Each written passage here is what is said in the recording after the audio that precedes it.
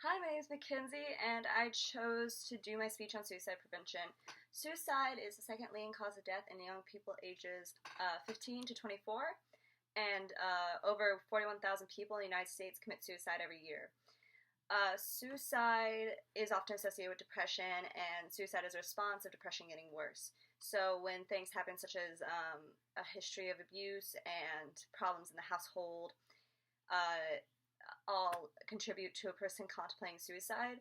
When one really initiates into getting into the state of becoming suicidal, they often isolate themselves. They start to abuse alcohol and drugs. And also they tend to have impulsive tendencies, which make them more likely to follow through with a suicide. Bullying and insecurity is one of the leading reasons for suicide ages 10 to 19 due to peer pressure and pressure on kids to do well in school.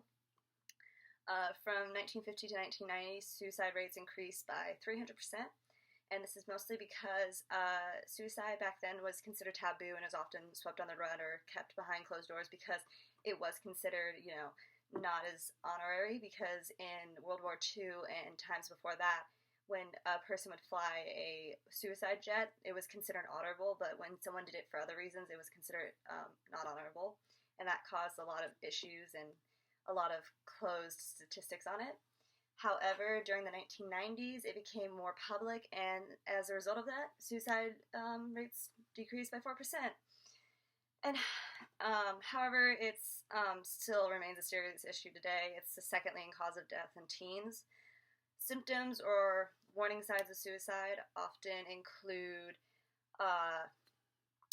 selling of prized possessions, giving them away, major change in their appearance, becoming detached or isolated, extreme mood swings, and increased use of drug and alcohol.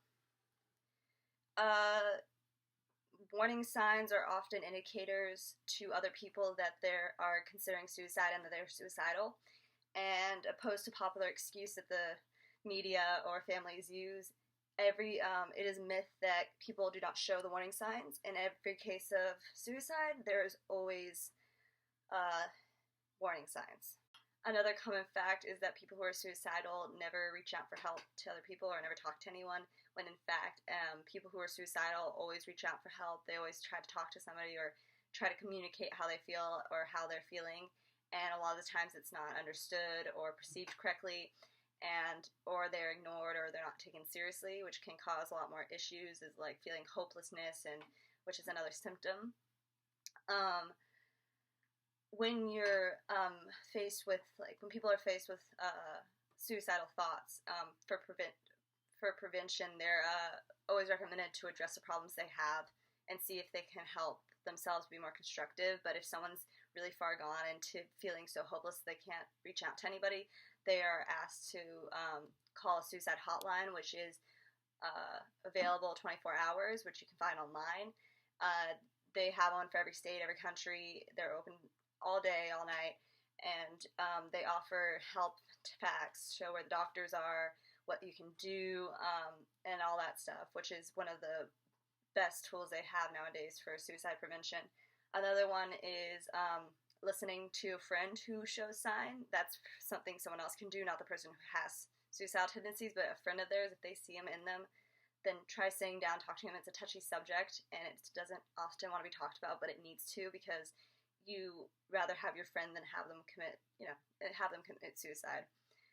And if all else fails, talk to a trusted adult. That doesn't have to be your mom or your dad. If you're not comfortable with that, that can be your uncle, your aunt, a church leader, a teacher that you're close to, a family friend, a counselor at school, a nurse at school, anybody who you feel comfortable talking about. The hotline number for Orange County and the National Suicide Hotline actually is 1-800-273-8255. In Orange County, if one needs to talk to a trusted adult, they're recommended to go to their school counselor first, and if not, to look for a suicide hotline that is relevant to the Orange County area. However, the National Suicide Hotline is basically the most used. It's open 24 hours, 7 days a week, and they have a website, which is www.suicideprevention.com. If I hope this video was informational, and I hope it taught you something about suicide prevention and what to do if someone is contemplating suicide. So thanks.